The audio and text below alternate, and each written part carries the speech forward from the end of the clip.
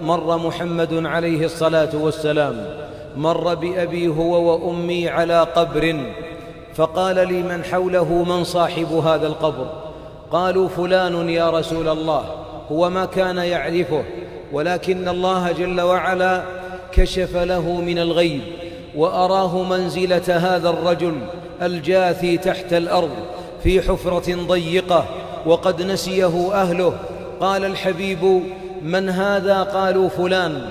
قال: لركعتين يركعهما أحب إليه من دنياكم، أي أن أمنية هذا الميت الذي وراه أهله الثرى ورحلوا عنه وغابوا عنه وطالت أيام وحشته وغربته، فضحت له الدنيا، فبعد أن قبر وأغلق عليه صندوق عمله أمنيته أن يركع ركعتين 2 لا أكثر، هي أحب إليه من كنوز الدنيا، من قصور الدنيا، من ضياع الدنيا، لأنه علم أن الدنيا لهو ولعب وزينة وتفاخر، دار طبعت على كدر، وأنت تريدها صفوا من الأقذاء والأكدار. أحبابي، جميعنا يؤمن بالموت، ومن منا لا يؤمن بالموت، وكم صلينا على غال ونقلناه على الأعناق. جميعنا يؤمن بالموت، لكن الإيمان بالموت الحقيقي هو أن نؤمن بالموت إيمانا يجعلنا نعمل لما بعده، لا أن يكون أحدنا متمسك بالدنيا وبزهرة الدنيا، يقطع الناس لأجل الدنيا، يأكل الحل ويأكل الحرام، ويقول: نحن أموات أبناء أموات. أيها الأخيار، الموت لا بد أن يعمل له، وإلا فإن الدنيا وما فيها من النعم وما فيها من الجمال غمسة في النار ينسي لذائذها، وصبغة في الجنة تنسي آلامها. ولذلك السعداء من الموتى هم الذين كانوا يحبون لقاء الله، يحبون أن يلقوا الله.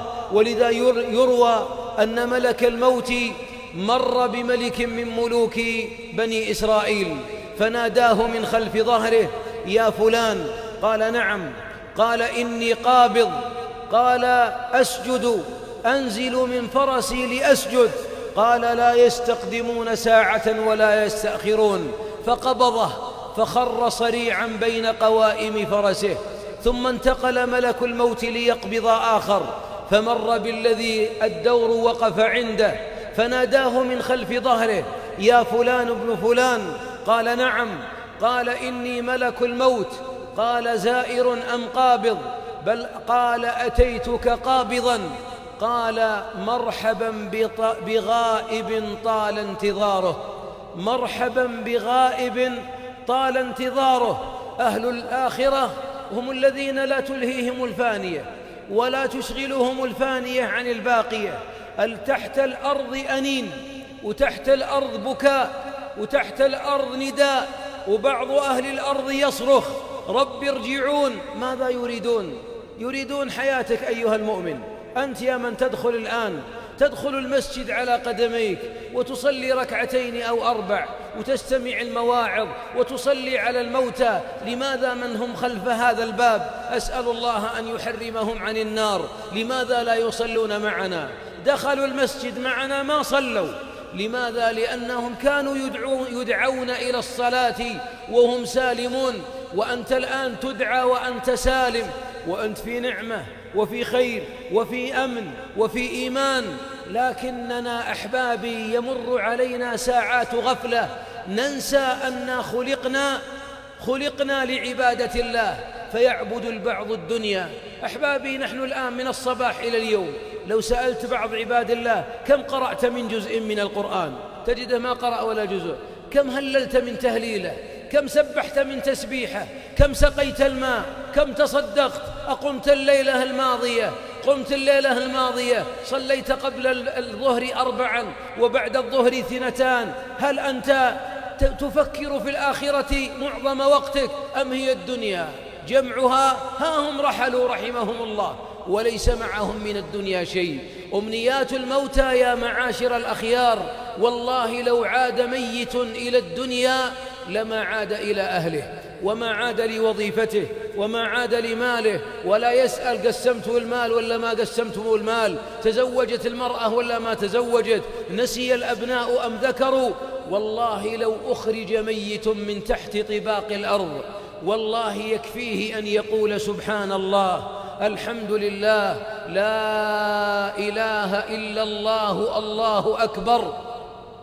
قال الحبيب عليه الصلاة والسلام عن هذه الكلمات الأربع: لأن أقول سبحان الله والحمد لله ولا إله إلا الله والله أكبر أحب إلي مما طلعت عليه الشمس. نحن فوق الأرض نبكي الموتى وعيون أهله فيهم دمعة وفيها دمعة، وفي قلوبنا حسرة على فراق من نحب، لكن والله من بعض الموتى لو قيل له ارجع إلى أحبابك وإلى أبنائك وإلى بيتك والله لا يعود، والله ما يعود، لأن موضع الصوت في الجنة خير من الدنيا وما فيها.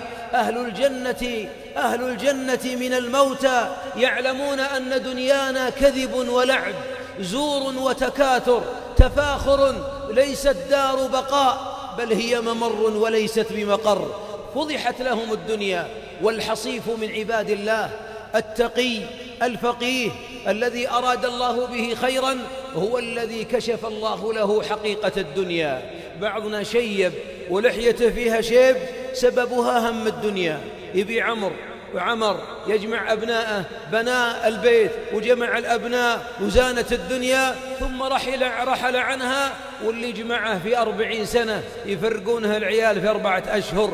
هذا اللي ما أستعجل منهم.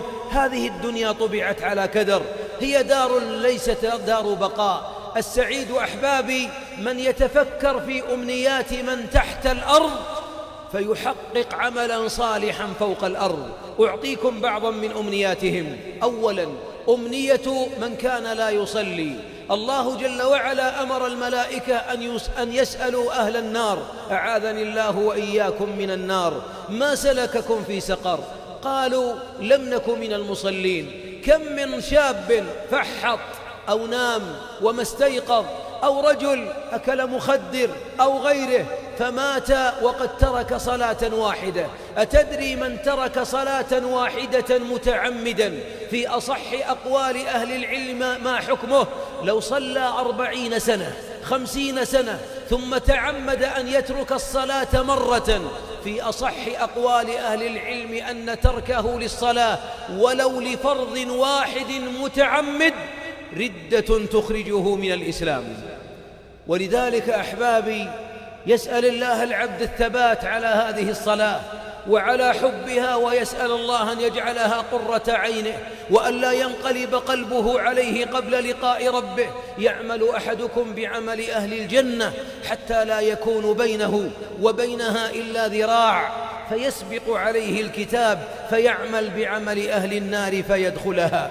أول أمنية للموتى أن يكونوا من المصلين. يتمنى الميت أن لو كان يقوم الليل ويصلي النوافل، ولو كان من أهل قيام الليل ومن السنن الرواتب، وأنه يصلي الضحى وأنه يصلي الوضوء. طيب وما الذي يمنعنا أن نفعل ذلك أحبابي؟ هي أمنية لنا بعدين.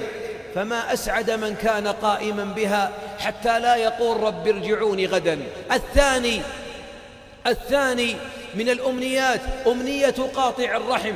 إن قاطع الرحم إذا قبر ما نظر في عمله، ولو صلى الليل كله، ولو صام النهار كله، ولو حج كل عام، ولو تصدق بثلث ماله، إن كان قاطع رحم إن لم تتغمده رحمة ربه فلن يقبل منه عمل واحد ولن يرفع له عمل واحد. ولذلك نقول لأبناء الموتى، أبناء المتوفين: أصلحوا ذات بينكم وصلوا أرحامكم، وإن كان الوالد أو الوالدة مات أو ماتت قاطعة فاذهبوا إلى من قطع حتى يبيحهم ويحللهم، وأكثروا من الدعاء له، لأن قاطع الرحم لا ترفع له إلى السماء ركعة، لا ترفع له إلى السماء طاعة، ولو كان أكثرنا صلاة وصياما وقرآنا، ولو اجتمعنا كلنا وقلنا ونعم ما تنفع عند رب العالمين. لأن الله في كتابه لعن قطاع الأرحام وما لعن قطاع الطريق ولا السراق، لأن الله يغضب على القاطع.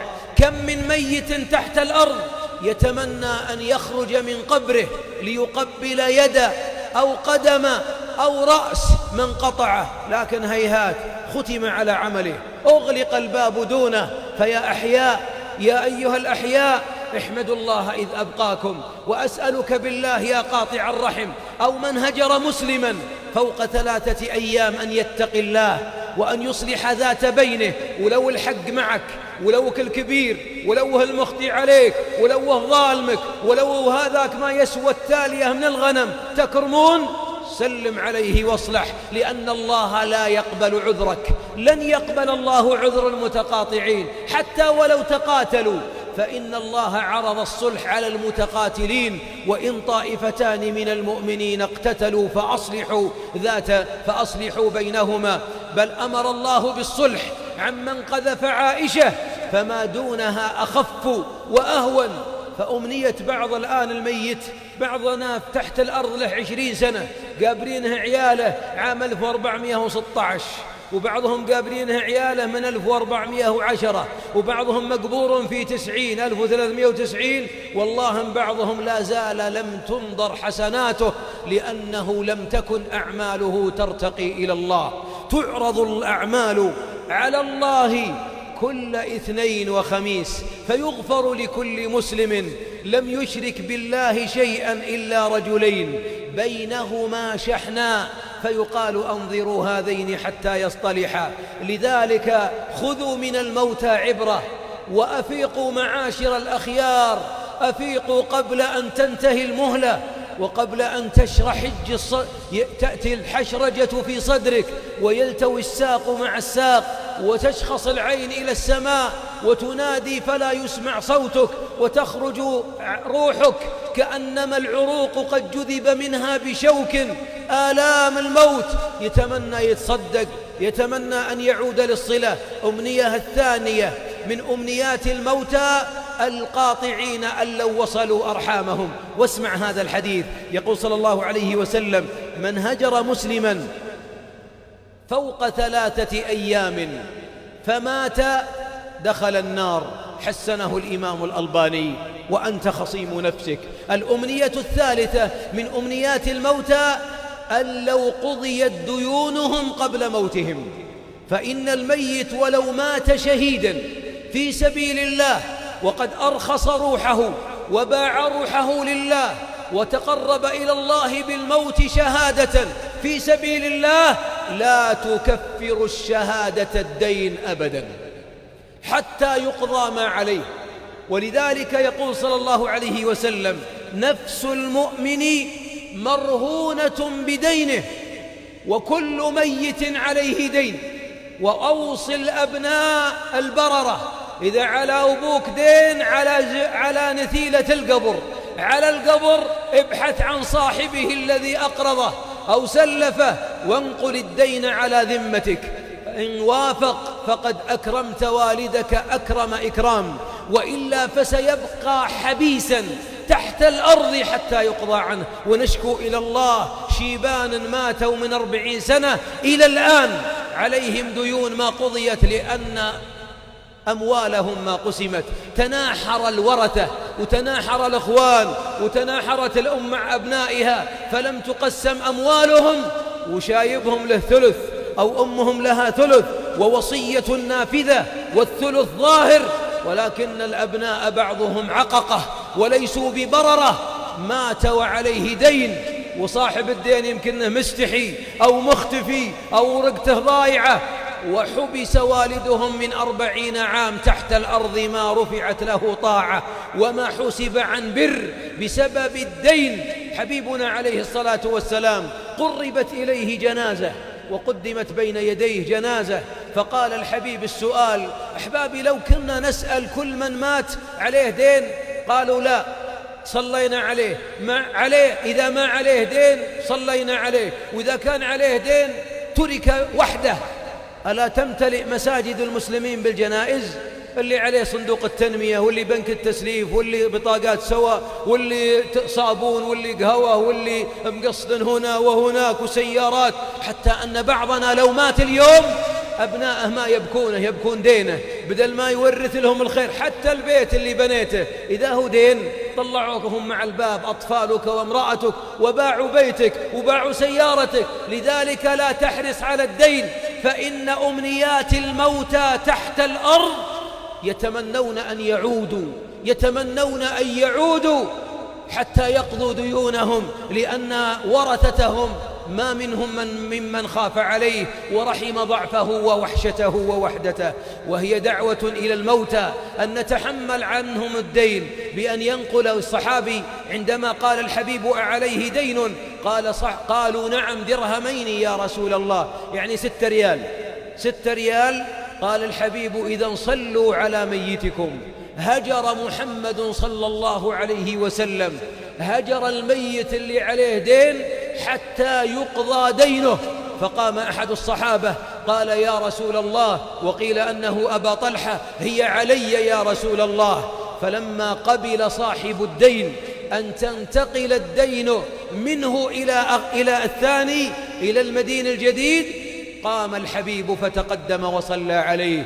فارحموا موتاكم، وأدعوكم أن ترحموا أنفسكم. يلي سيارته دين وزواجه دين وبيته دين، وكل ما أراد أن يذبح ذبيحه دين، وكل ما أراد أن يتجمل أمام الناس بدين، احذر يوما تقدم للمسلمين فلا يمنعك التجمل اللي تقول تجمله أمام الناس. ستبكي تحت الأرض ولن يلتفت أحد إليك، ولن يلتفت أحد إليك. أمنيات الموتى كثيرة، لكن احمدوا الله إذ أبقاكم وابتلى بالموت غيركم، أنتم أحياء وغيركم ميت، فأحسنوا الطريق والوصول إلى الله، واسألوا الله حسن الختام. اللهم اغفر لموتانا وموتى المسلمين، اللهم نور لحودهم ويمن كتابهم. يا رب إنهم خرجوا منا ولو أقبلوا علينا بعد موتهم لأكرمناهم، وها هم يقبلون عليك يا أكرم الأكرمين. اللهم أكرمهم بجنات النعيم، اللهم أكرمهم بروح وريحان ورب غفور غير غضبان. اللهم ثبت حجتهم، اللهم ثبت حجتهم، وذكرهم النطق بالشهادة يا رب العالمين. واغفر لنا ولإخواننا الذين سبقونا بالإيمان، ولا تجعل في قلوبنا غلا للذين آمنوا. والله تعالى أعلى وأعلم وأحكم، والحمد لله رب العالمين.